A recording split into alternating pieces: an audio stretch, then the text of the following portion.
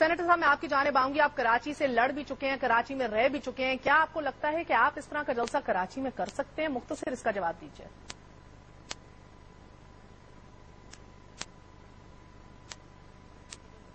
तो बहुत बड़ा शहर है। एमक्यूएम जहां जलसे करती है वो है इनका जिना ग्राउंड जो 90 के पास है। मेरा सवाल यह है कि इन्होंने आज तक वहां पे किस पार्टी को जलसा करने दिया? उससे दूध का दूध और पानी का पानी हो जाएगा। वहां को परिंदा पर नहीं मार सकता। जलसा करना तो बड़ी दूर की बात है। वहां पे नो गो एरियाज बने हुए हैं।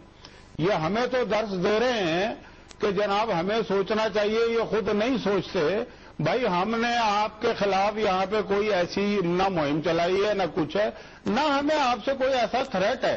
हम तो ये कहते हैं अगर आप इनकलाब लाना चाहते हैं तो फिर इनकलाब को पढ़े ना। दुनिया में जो इनकलाब आया वो ऐसे तो नहीं आए कि आप मतलब किसी की बात सुनना नहीं चाहते। मैं बुखारी साहबा, मैं आपको अभी 2.5 घंटे पहले की एक बात कहना चाहता हूं। इन्होंने बात की है, मैंने एक बात यह की जिसमें इन्होंने मुझे बाकायदा कत्ल की धमकी दी है। अभी 2.5 घंटे पहले की बात है। किसने आपको कत्ल की धमकी दी है? मैंने इनसे ये कहा कि तुमने 2 महीने पहले ये कहा कि पंजाब के हर घर में मुजरा होता है, और ये कहा इन्होंने, और उसकी माफी भी मांगी। फिर मैंने ये कहा कि जबान से निकले हुए अल्फाज और कमान से निकला हुआ तीर कभी वापस नहीं आता।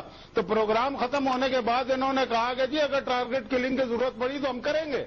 ये इन्होंने मुझे कहा मुखातिब होकर। किसने कहा सर? इम्काना अंदाज में कहा। तो ये स्टाइल इनका, ये जो कराची में स्टाइल है, ये यहाँ पे इस्लामाबाद में ये काम करना चाहते हैं। सर आपको किसने धमकी दी? किसने धमकी दी? नाम लेके बताइए, किसने धमकी दी आपको सेनेटर साहब? जी किसने धमकी दी? ये वसीम साहब, ये जो आपके सामने बैठे हुए इन्होंने दी। वसीम अख्तर साहब, इसका जवाब आपसे एक मुख्तसर से वक्फे के बाद लेंगे। Welcome once again to cross fire. आज अताफ हुसैन साहब ने कहा है पंजाब में रवायती सियासत का रुख तब्दील हो रहा है, अवाम एमक्यूएम की जानिब देख रहे हैं। अहम सवाल यह है कि अभी ब्रेक पे जाने से पहले सेनेटर मुशाहिदुल्लाह खान साहब ने इंकशाफ किया है कि एमक्यूएम के वसीम अख्तर साहब ने उन्हें 2.5 घंटे पहले जो है कत्ल की धमकी दी है। क्या ये दुरुस्त है वसीम अख्तर साहब? देखिए, मैं इनकी बड़ी इज्जत करता था और बड़े इज्जत से बात करता था इनसे।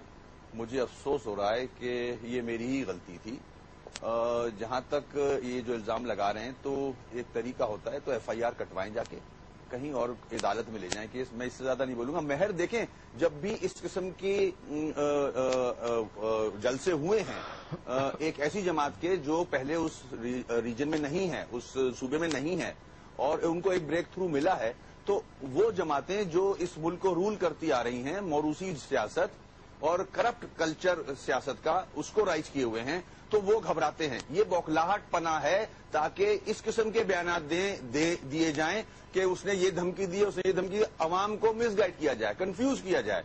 तो अल्लाह का शुक्र है, हमें कोई कंफ्यूजन नहीं है। हम बड़े खुश हैं, हमने किसी को धमकी नहीं दी, गलत बयानी है, और हम अपना काम कर रहे हैं। हम इंशाल्लाह फिर अब जितने बड़े शहर हैं सूबे के, हम उनमें भी जलसे करेंगे। हमारा नेक्स्ट खैबर पख्तूनख्वा और बलूचिस्तान में भी इरादा है जलसे करने का। हम आगे जा रहे हैं, हम अवाम में हैं। मैं आपकी बात समझ गई हूँ, मगर हमने ये सोचा था कि 90s के अंदर जो हमने सियासत देखी, इल्जामात की सियासत है, जो जिस तरह जो हालात हमारे सामने आए थे, कि वो अब फिर नहीं होगा। सेनेटर साहब, अगर आप ये महज इल्जाम लगा रहे हैं अवाम को गुमराह करने के लिए, तो बड़ा अफसोस हुआ।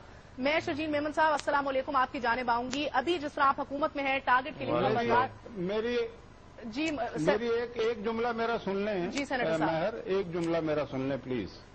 बात यह है कि मैं 15 साल की उम्र से सियासत में हूं, और मैंने जिंदगी में पहली दफा इस तरह की बात की है जिसे आप कह रही हैं कि मैंने इल्जाम लगाया है।